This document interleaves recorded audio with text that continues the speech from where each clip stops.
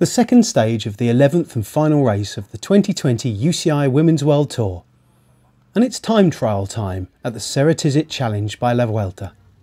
Despite the late date in the calendar, some of the best time trialists in the world had come to Boadilla del Monte, near Madrid, for the final race against the clock of this strange season.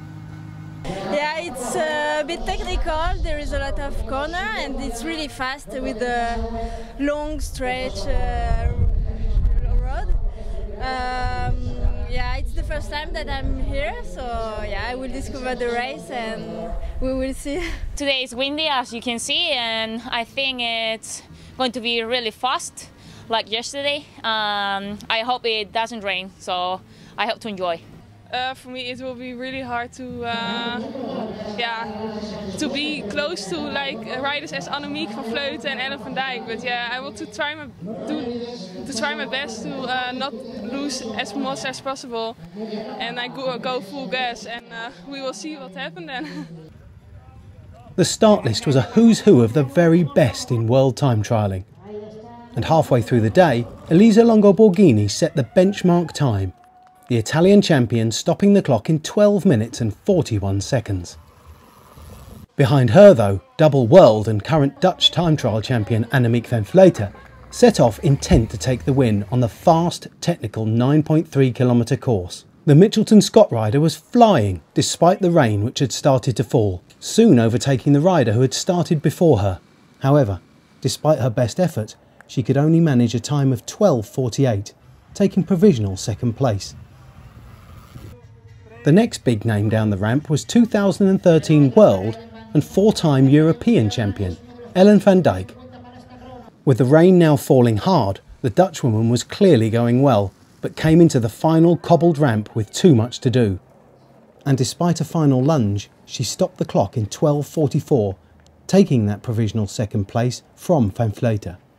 2014 World Time Trial champion Lisa Brennauer won on this same course on her way to winning last year's race, and started the day as one of the favourites. Her super smooth style was also super powerful, the Ceratizit WWT rider eating up the kilometres and making for a very tense final. Sprinting for the line, the German stopped the clock just 1 second ahead of Longo Borghini to take the provisional lead with a time of 12 minutes and 40 seconds. Starting the day with a lead of 10 seconds over Brennauer, Lorena Wiebes had her work cut out to retain command of the general classification.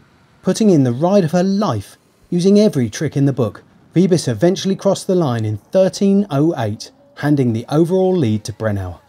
I knew that I was going well, and I had the times of Ellen van Dijk and Annemiek van Vleuten, not actually from Elisa Longo Borghini, so then it was super tight in the final, but I did my own race, I have to say. It's nice to know where your competition is at, but I just went as fast as I could anyway. The roads were wet because it started to rain, so I had to be a bit careful, but I went as fast as I could on the places I could go fast, and then took it easy around the corners. I think it was a good strategy, and I had no idea it was so close. I just gave my best and all the way to the finish line, and I am super happy with this victory.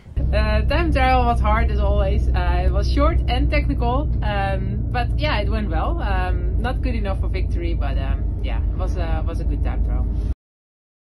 In an all-star top 10, Italian champion Elisa Longo Borghini finished second, just ahead of Trek Segafredo teammate and 2013 world champion Ellen van Dijk. Double world time trial champion Annemiek van Vleuten was fourth, 8 seconds behind the winner, with former Canadian time trial champion Leah Kirschman fifth. Time trials always shake up the general classification, and stage winner Lisa Brennauer now leads overall by 10 seconds ahead of Elisa Longo Borghini. Leader after the opening stage, Lorena Wiebes, is now sixth, 18 seconds down.